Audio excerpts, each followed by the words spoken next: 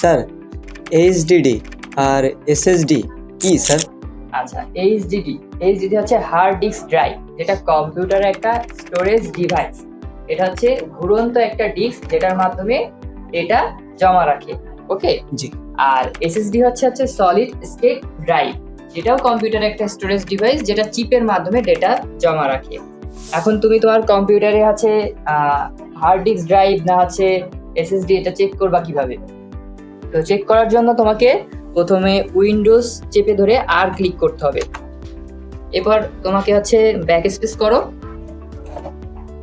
back space করে পাতাও যে TFRGUI TFRGUI